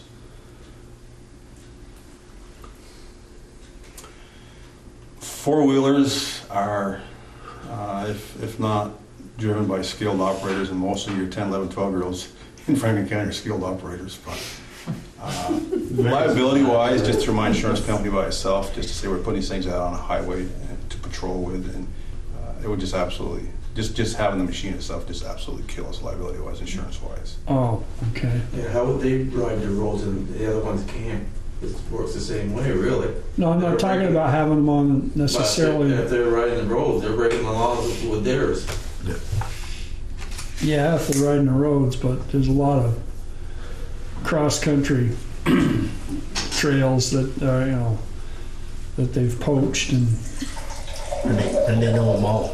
And yeah. But the cameras may be a possibility. There's one municipality that has 3, 4, 5, 6 cameras now. One of them is a movable camera, and they're charged with the storage and so on and so forth, and we have access to it because what's nice about the cameras is that we all have computers in our cars. I don't know if it belongs here or not, but we have access to the cameras. We don't necessarily have to be there. As we just pop it up, say, oh, something's going on here in front of Bolsey McEwen's or whatever else, and so. My buddy works for the Border Patrol and up in Richford, Rich Ross, and he was telling me about some of the camera systems they use. They use actually trail cameras, and they got live feeds. Sets it off, they get a live image of what set it off, and it's sent right back to their computer just like that. It's pretty handy. They have what's referred to as Buckeye cameras on the border. It gives them a live feed, both into their dispatch and to their offices, which is great. You're not chasing sensors no more. Deer, raccoons, whatever it may be. Yeah. I know Rich real well, as a matter of fact. Yeah, he's a good egg. They have the Buckeye. So the cameras is something you may want to explore. You're on certain risk there, but we're not in control of the cameras. Richford has several. They take care of their own cameras up there. I can sit there at my desk and view their cameras. Deputies in the car can sit there and view their cameras. It's a great tool. I guess they're expensive. Yeah. I should know. I got 11 of them around my office, so just in case. But they are expensive, yeah. So it's an option. It's certainly an option. I guess I'd lean toward the cameras before I would the ATVs. We had a couple of ATVs are gone. Well, if insurance is an issue, we all got to stay within our budgets. Yeah. Even if someone says, I'm going to buy you a couple of ATVs here, use them. It's still going to kill me as far as maintenance and insurance. The state would have to come up with something for insurances. And Steve does. I'm making sure he's listening. He should actually pull up a chair. I'm open for suggestions. And we'll see what we can do. All in all, it's been pretty good in Highgate. There's been a couple of isolated incidents. There's been really no major concerns. It seems like we do have a problem dealing more with Heidi now, and there's civil issues, whatever else, as far as property or including someone, or Jeff is still here. He's to go Jeff quite often. Checking on some houses. So all in all, unless you are hearing things, whatever else, I think it's going pretty well. No, that's the only complaint I have is people speeding on St. Armand Road, and I've been getting that one a lot. And then our lovely bridge down Macy Road, and that's a tough one to patrol. I called in about. But I can understand the seriousness of that. But let's put the radar card out there and see what comes up for numbers, and come up with some other places. But we want to cut them down. Wendy will work directly with you on finding a safe spot for that. Wendy will work directly with me. Wendy will. I can work directly with Wendy. That's not a problem. So unless you have any questions. What is TRO, FRO service? Temporary restraining order. Relief from abuse. Gotcha. Domestic situations. There's a lot of acronyms I have to look at too here. So, what is that? You got cheat sheet? I got a couple girls down the hall who knows what's going on. I just ask them, they tell me. Let's tell the truth here. Could we get the reports on the quarterly basis when they're generated? What do you get now when you get billed? Don't you get monthly reports when you get billed? Yes, you do. Yes, we do. They're with all the invoices. I might have one in my folder if you want to see one. I think we send Yes, we up did. the monthly updates when they're, so you know what's going on. Rather than just, you owe me or this company. But if you want more, we can provide that too. No, I think that's Quarterly, sorry. that's fine. Something where we can show that we're trying to do our due diligence and Well, keep everybody nice. you and are. safe. I like the fact, Sharon, that you asked the question about where should we be, and that's basically up to the board and the council to make that decision. We will be there given the opportunity if you want to increase that coverage. That's certainly not a problem on our end. But Now, you talked about being short-staffed. we're busy. Oh, okay. Traffic detail stuff like that. So your staff is good, you Staff is good. fully staffed, okay. I seen him at Highgate the other night, out there going off the road on the hill. You saw me there? I don't know who it was, it's one of you guys there. Oh, okay, yeah. But, They were me. no, right now we're doing well staffing wise. It's just that with all these traffic details going on, I got like 5 people that are just on traffic details, I'm counting the patrols and all the other details that we're doing there, so. It's good busy though, it's a good busy. I do see him in Highgate Falls quite a bit. Cruising around. Good. I see you on Lampkin Street all the time. Nice. Good. That still don't help. So who are these 2 people that said they don't see us? I don't know. Josh. I mean, Well, Wendy saw me, I think I saw 10 up there. Last year on Highgate Street there. They're the folks that live out beyond Josh. I've never seen you on my road. Make your mouth. Your road wasn't on the report. My road is never on these reports. I just don't get it. Is there anything we can do, anything you need? Feel free to reach out. Try to give you whatever you can for you. Appreciate it. Thank you. Have a good night. Okay. So what are we gonna do about this ATV? Okay, treasurer update. My turn. Yes, it is. We'll send you home soon, I promise. A week. This place cleared out. You got any info, Ben? I was busy. Go to the front. No constable info?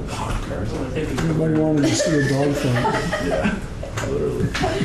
Oh, that's right, you got a hockey game to get to. Yeah. See ya. Bye. Bye. Thank you. Bye. Okay, there's the check warrant. While you're signing that, I'm going to give you a little delinquent tax update. I'm no longer part of MAHA, so that Shelley gets these checks now. Okay, that's fine. I just did some cash there for you. Okay, well, I will make sure that it's deposited to the right. Okay. Yes. Thank you. Mark Gilbert is on top of that stuff. So, I was going through my final billing for delinquent taxes. Now, this sounds high, but bear with me. We have 52 accounts still out there. Of those 52, only 11 parcels are still playing catch-up 2015 or older. Of those 52 accounts, 3 are David Macy's, who has deceased a couple years ago, and 3 are the Jedco and Renewable Resources property. So the total on the books is $302,142. But of that, $222,123 is Jedco. Yeah.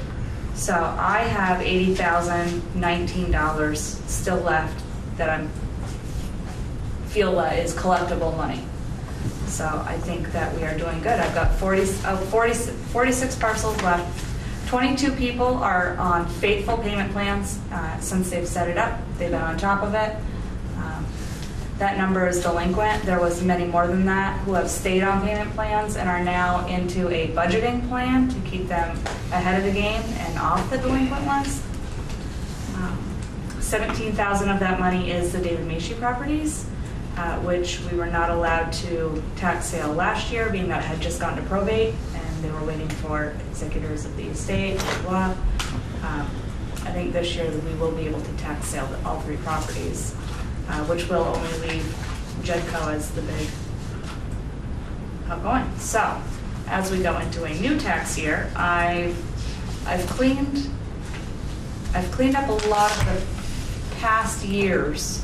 I was hoping to only have 2016 delinquent before this next bill came out, but that was wishful thinking, I guess.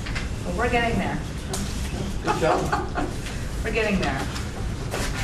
Also, another update, Jordan Plummer from Sullivan Powers was here on the 28th of June.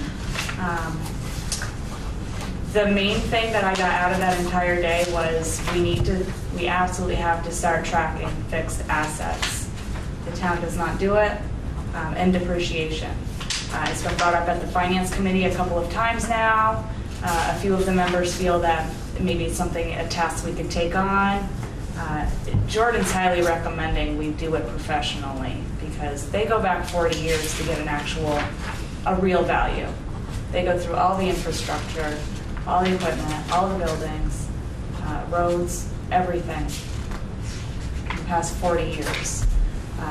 I don't have time for that. I highly doubt anyone on my finance committee has time for that or the knowledge and where to find it. He said they go back 40 years to get the actual value of everything from purchase price, depreciation. Sounds like a lot of work. It does sound like a lot of work. However, we will never have a good audit until this is done. And there's going to become a point where we're not going to get grants if we're not doing it. No, I mean, if it's recommended, we need to do it, or at least look into it and see what it's costing. We're not meeting the governmental accounting standards. Yep. Because of I it. agree with that. Jordan is very confident that having that adverse opinion is what caused the other two monitorings that we just went through with AOC and FEMA, or that was Department of Emergency Services. Yeah, no, I agree.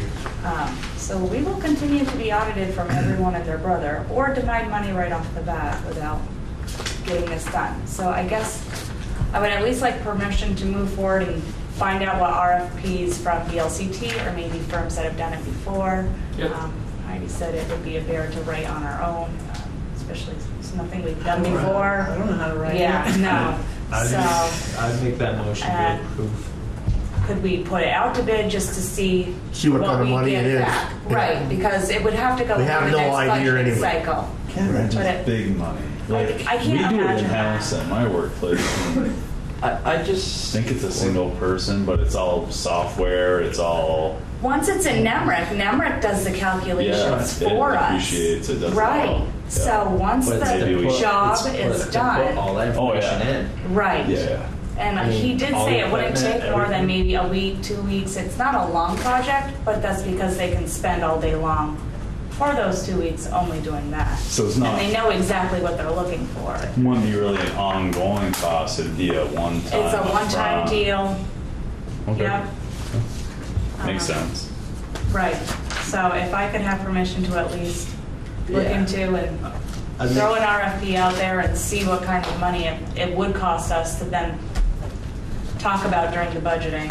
right. Yeah, I still have an issue with it. Doesn't even sound right. 40 years? Yeah. Well, anything new, they only go back until new. Right. So right. But stuff- still. Well, that's what they do title searches for. Yeah. So it must have some Maybe- kind of, But that's, I would you know, think it's with a- roads and stuff like that and we culverts, have some property. they do all Right, that. And maybe that's what he's talking about, maybe they only go 40 Maybe. on the land. And the other stuff only until the newest point of replacement. That could be. If that's a recommendation. If we give you the go-ahead, you can at least research it and find out Yeah, on all levels. yeah, if we at least get some bids back, then we'll know what we're dealing with. Definitely. So I'm gonna reach out to VLCT and maybe some other accounting firms that may have responded to any towns. Other towns are a good resource as well. So I'll do that. That was really, I think, all I had. I gave you a budget status. It will change a hair. There's a few bills trickling in from this year, or the year end. But this is pretty well, this should be we're good. And Jordan came and we're in good shape for the audit, I think, too, so. Good. And kudos to the fire department and the planning commission for coming in under budget. Yes, yep, and highway did, but they don't have some grant monies in yet. Okay. So. Perfect. Good. Yes. Good job. I think everyone did, actually. I have to look up, I haven't really even put all the numbers together myself. Well, But- yeah. It's only been 6 days. We're good. Still dealing with closing. Yeah. But yes. I think it was a good year, a good solid year for sure, for everyone. Okay, Wendy, town clerk updates. Minutes from June 15th. Seems so long ago, boys and girls. I know. So has everyone had a chance to look at the minutes for June 15th? Yep. Okay, do I have a motion? I'll make that motion. Okay, there's a motion to accept the minutes of June 15th, select board meeting. Do I have a second? I'll second that. All those in favor say aye. Aye. Those opposed? Ayes have it.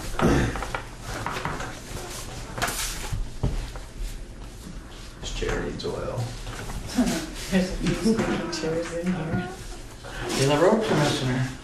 Get some oil on it. This isn't a road. You can move on. I don't have anything else for you. Oh, well. We talked about hot dogs Done. tonight. Yeah, okay. Well, that was easy. Administrator updates.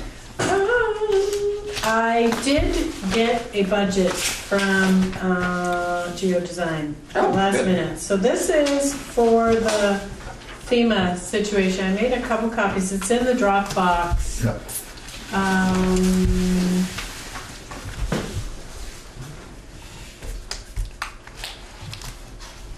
Landslides table 1, budget schedule.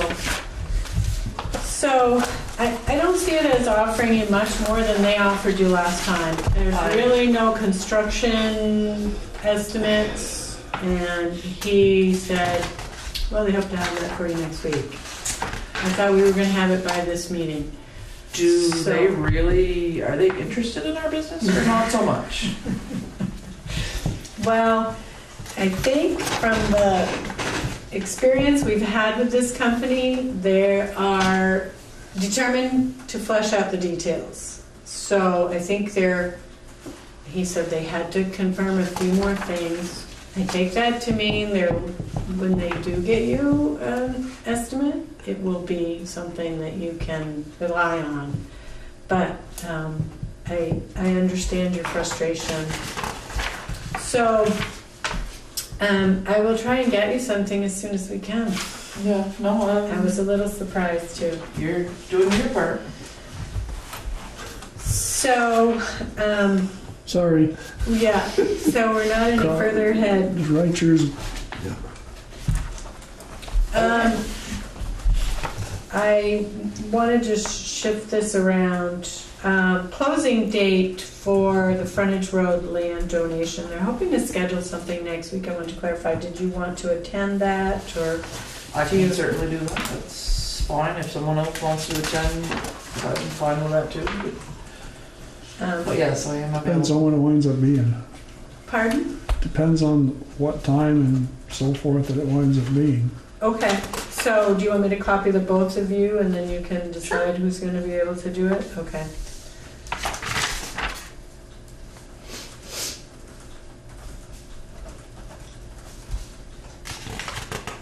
If neither of you can go, I can go in your stead, but if you are able, that is best case scenario. And it is my understanding that the title search came back clean.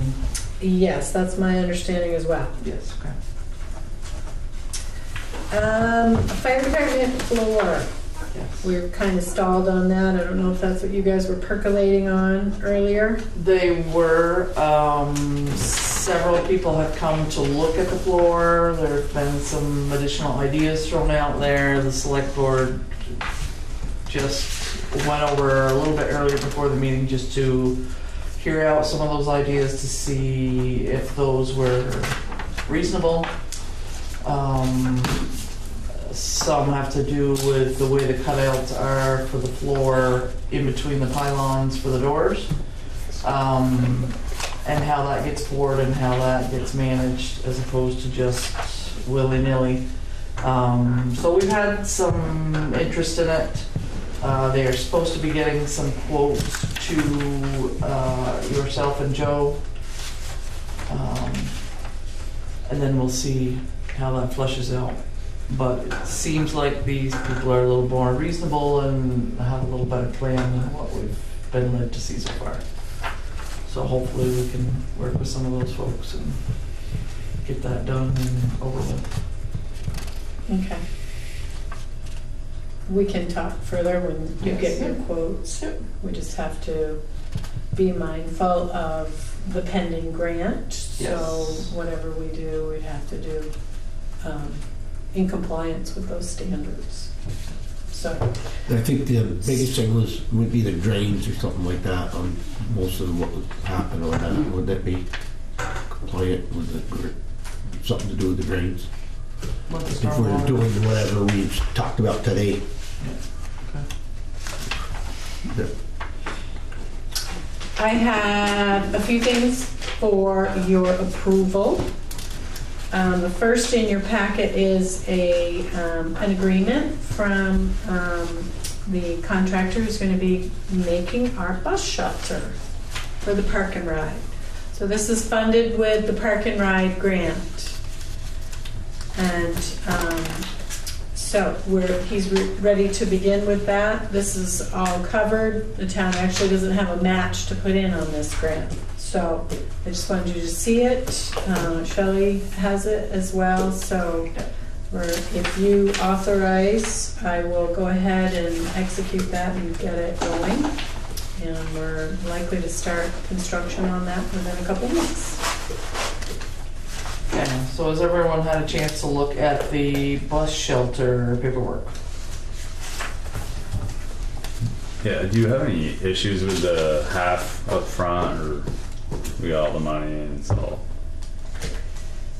It is unusual. We don't typically do that, but he is a smaller contractor. He's a buildings trade tech teacher in Essex, and he does this on the side. He's done a few for GMTA, and he's offering us a much lesser price tag than the other contractors that the state has worked with. They were kind of surprised by the price. So the design of the shelter itself, where did that come from? I'm not sure if he's using GMTA's design And the materials and stuff. I just hate to put, yes, it's a cheaper design. The guy can build it cheaper, but then he uses safe pine on it, and then we're over there painting it every week because it's rotting away. You know what I mean? No, it's all material that was approved by the state. It's it's oak and black lotus, which is, and the roof is copper.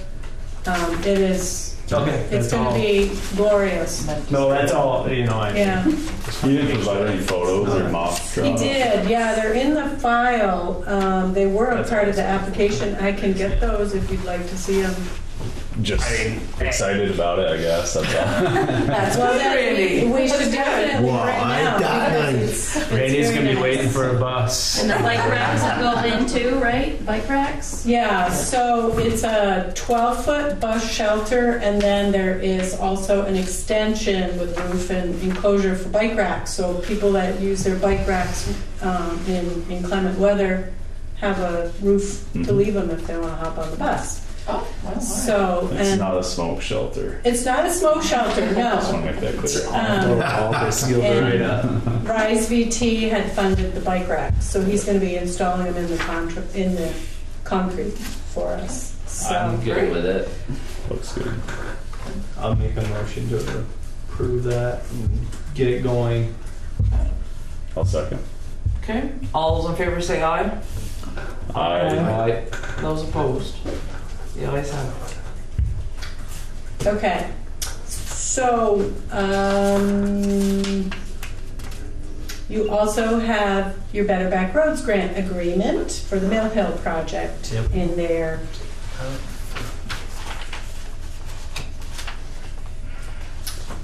So that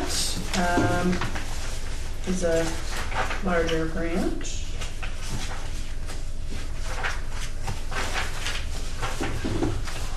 And this one, we do have a 20% match, but those are typically made up in the labor and equipment.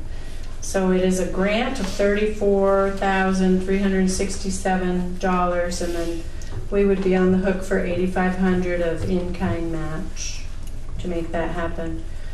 So that's a lot of stabilizing on that road that is racing towards the ravine.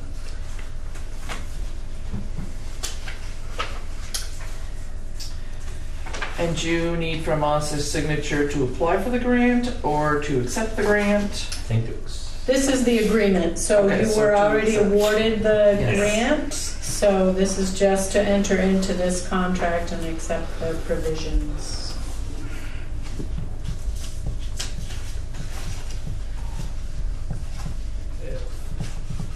And I think you're authorizing me to sign this one as well, because it's naming me as the grantee.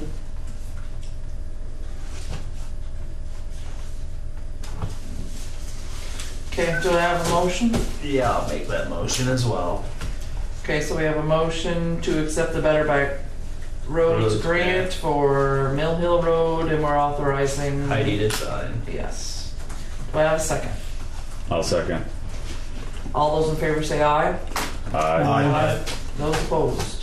Ayes have it. Okay, so there is one more grant agreement in there, and this is the one I mentioned at, not the last meeting because I wasn't there, the meeting before.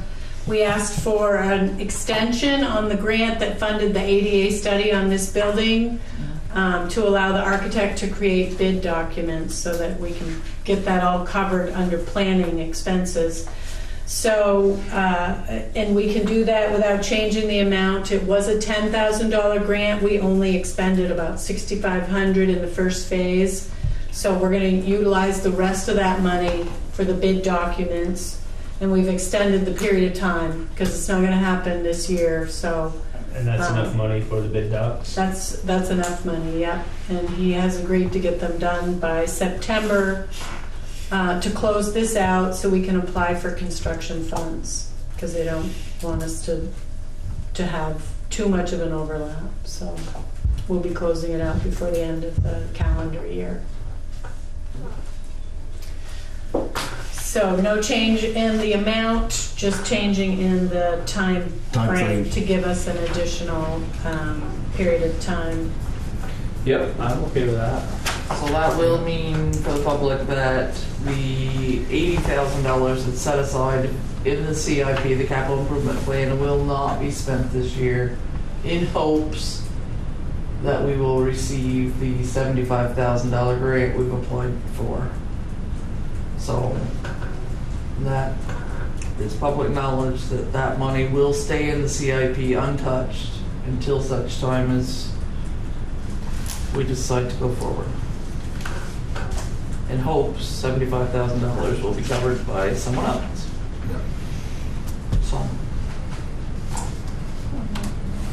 If that happens, that money in the CIP would go back to the voters. goes back to the voters, yes, to decide what they'd like to do with it.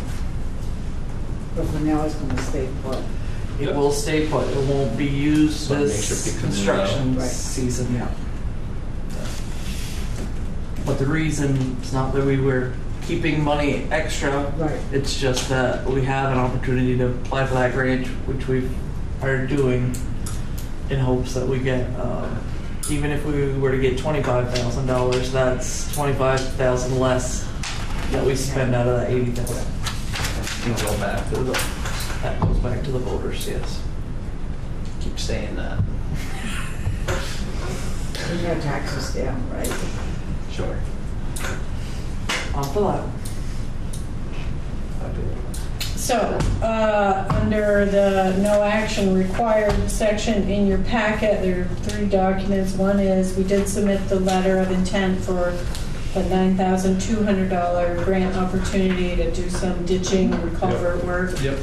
They allowed us to do that without a solid plan because they intend to do a site visit and help to determine the most practical sites for that to happen. So Pat's aware, we'll schedule an appointment and whatever is most pressing, ride around. So we're in that pool for that to happen. And there was just notification from V-Trans that they've decided to change the speed on a section of the interstate north of the bridge, and then drug testing prices have been modified slightly. So I think that is it for me. Perfect. Cool.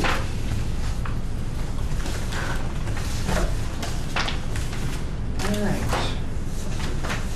Now I've got everything out of order for the select board. I got, while you're figuring that out, quick reminder, the Durkee Road section of that will be closed this coming week due to a culvert replacement. Just want to make sure people are aware of that.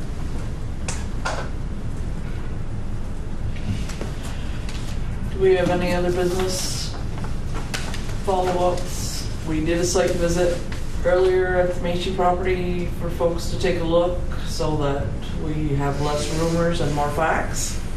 So people get to take a look and see what there is there. We have had interest in some of the things that are still left there. There are some car parts and variety of things that are still there. And we've been asked what we would like to do with them and if they were available for sale or for cleanup or for whatever purposes. We've had a request to take down the fence around the rest of it to clear up some better sight from the post office. Yeah, well, for the post office to be able to get in and out of there. There's boulders there in the front that was put there, didn't need to be there, so they can't clean up in front of that as well. Right across from David's, David pointed it out, right there. So they used to be able to park there, he said. So the grass is tall and there's some boulders there. Should be removed. And this coming week, the guys are busy with that culvert, so they probably won't be able to do it this week. No, but when, you know, it doesn't, been there for years, so. Yeah. Next week, whatever. Yeah, it'll be next week. No, well, whatever. I'll get with Pat and I'll meet him there and discuss it all. Just a matter of a loader in about 3 seconds, popping them in there. They're not very big, but the past owner put them there for the parking situation. Okay. So the other thing with that is, again, we have reached out to the planning commission to help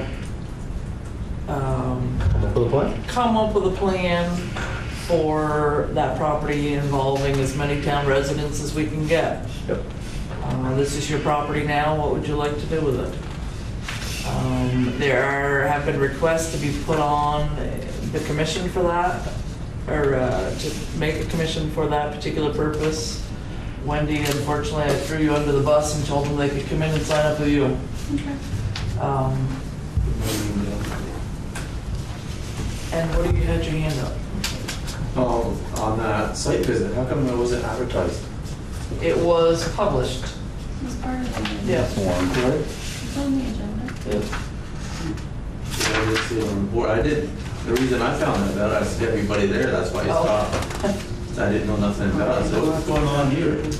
Yeah, no, we had talked about it last meeting and it was published on our agenda. It was also talked about at the planning commission. So it could have been on the board out there. On our. It was as part of this agenda. Select board right there. No secrets here, Woody. No secrets. So folks went from the top to the bottom. They did go into the cellar, checked it out, went through the garage, checked out the back, so people have a good idea of. We're gonna have to come up with a plan, I guess. Maybe we should talk about that right now, because if we're gonna remove the rest of that fence, there's gonna be a pile of tin and timbers that we're gonna have to deal with at the time. I hate to have a pile. Right now, the old fence is in a pile behind the existing fence, which is fine, but I'd like to have Yes, I'd like, yeah. like to have a plan now, I guess, if we're gonna give them the permission to move that in the next couple weeks, so Well, if maybe. you take the fence down the 10, I'll just run her down to the scrapyard, get rid of it right off. Because the scrapyard would take that 10 in a heartbeat. Does it have value? Yeah. A little bit. As what, $35 a ton. Right now, $40 a ton you'd be getting. There's a for it. line item in the highway, like cash part, their revenue, that, because when they clean up their shop and bring their metal and stuff, that's where they bring it. I'll and then they leave get a it little Pat's piece of it. discretion with that Yes, end with that's the all wood, because process. they might Yeah. wanna, fire department might wanna do a burn with the wood. They like burning stuff, which is very rare. They need some practice right Big now. ball. They just gotta practice, turn on the fire. Tell everybody to bring their marshmallows. Turn on the lights. Yeah, that's right. They do that stuff. Not just for the general public, we are not condoning Burning. over there. Just so you know, we didn't say that. Yeah, good point. Yeah. Oh, the other stuff, well, do we take inventory? Do we auction? I don't know, is there any? I'm guessing if there was stuff there that had value on it, it would have been sold by now. That's just my take. But Never know. Yeah, it's one of those things. I mean, an offer could be made for the stuff. We could make an in-kind donation. That sounds You get this if you clean up this. Mr. Ralph, you had mentioned it about the hubcaps. Is that There's some something? other car stuff in there too. There was some other stuff that you're interested in? Yeah. Do you know what it was? Besides the There was those hubcaps? T-tops in there. Yeah. I'll take all those windshields out of there to get rid of that glass for you guys, for those T-tops and, So, any comment on that? I'll take the other car parts to get rid of. Have to get with somebody. There's some broken car parts in there that ain't no good. I'll take those out too, just to trash them, That's the thing, I hate the, it's gonna be a fair process is the only Yeah. thing. that's my take. I'm not saying this is unfair, it's just, Well, even if it's a garage sale, at least everyone's got opportunity. They had a big garage sale and nobody really, No, I know, but that's what's left. So Wendy, can you put something on Facebook or the town's website, both, whatever, that says we're accepting offers on Then any... keep it- they're gonna have to walk through or see Right. it. So we'll have to open it up again. Yeah, well, if anybody has any interest, they It's like an can... estate sale on a Saturday. Yeah, they can... That's probably what you're gonna have to do. Yeah, If anybody Not working. shows any interest, then we'll set a date for an open walkthrough. maybe send Pat over there, take some pictures, post the pictures. Would that be easier? I'm Can. not gonna get pictures of much, but. Yeah, I'm You gonna ain't say gonna get too that. many people going over there and Right. offering anything for that stuff anyway, because the ones that wanted that stuff, when Corey was, they were selling the stuff. Yeah. They were already there buying, everything was worth buying. Yeah.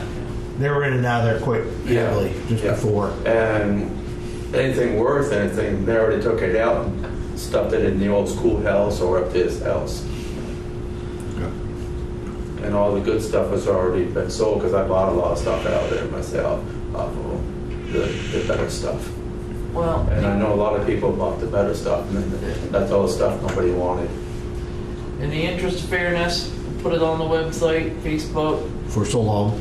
for until the next meeting. If anybody has any interest, they can contact Wendy. Wendy can take their name, and myself or one of us will show Open it the up. interested party. If they're interested, best offer takes it all. Whether that be cleaning up or cash or whatever.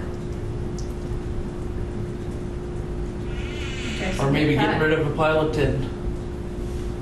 Get Pat to take some pictures. And a lot of those windshields ain't no good anyway, so. Right. Like I said, I'll take the windshields out of there, and I'll get rid of them, and Yeah, for, that's fine by me. yeah. But if, just in the interest of fairness, so nobody can come back and say, How come he got it? yeah, he got it all there, give me I a wanted that one chance." hubcap. Yeah, or, there's a lot of broken car parts in there too besides. I'll take them out, get rid of them. stuff ain't worth nothing. Right. But it would be a service to us to get rid of it, so. Right. And if we advertise it first, get it, that part done, then move on with it. Yeah.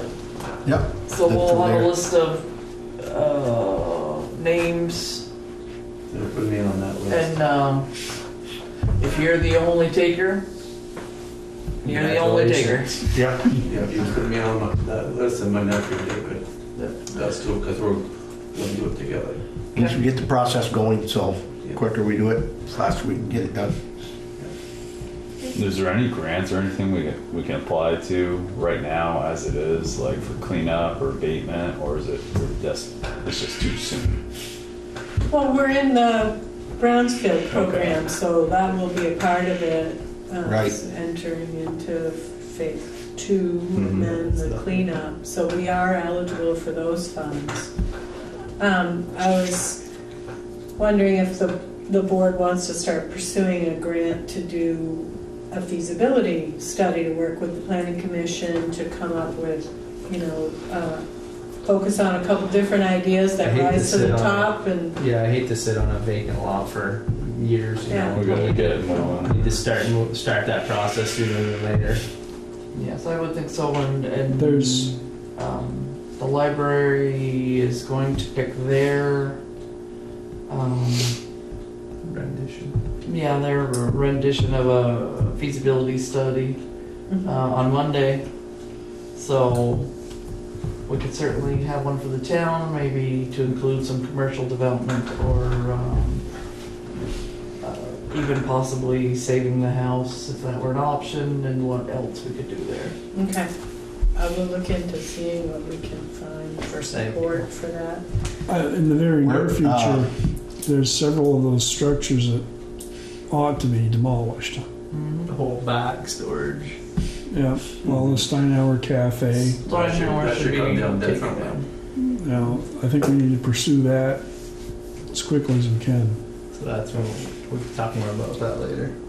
Heidi, on the town shed property, have we heard anything from that on how that's been? I mean, the phases and stuff? He's completed the phase 1 Phase assessment, with the exception of our environmental assessment hasn't been submitted yet. So we have to just close that out. That's just the landowner's response to those questions about history, etc. So that just hasn't been done yet. We just have to close the loop. Phase 2, we haven't heard anything from Greta. No. And maybe it's time to have another conversation with Greta. But I'll try and have some information for you for the next meeting. Cool. We're talking on the where the town, our land that we have, right? I'm talking over the property where the shed is. Both. Both, but that particular, because that would be on us, what we talked about. I didn't know if she'd had any information beyond what we've heard. I don't think so. Okay.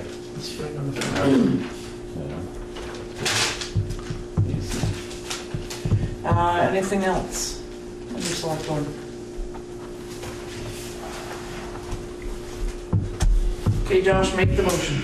I make a motion to exit this meeting and go into executive session.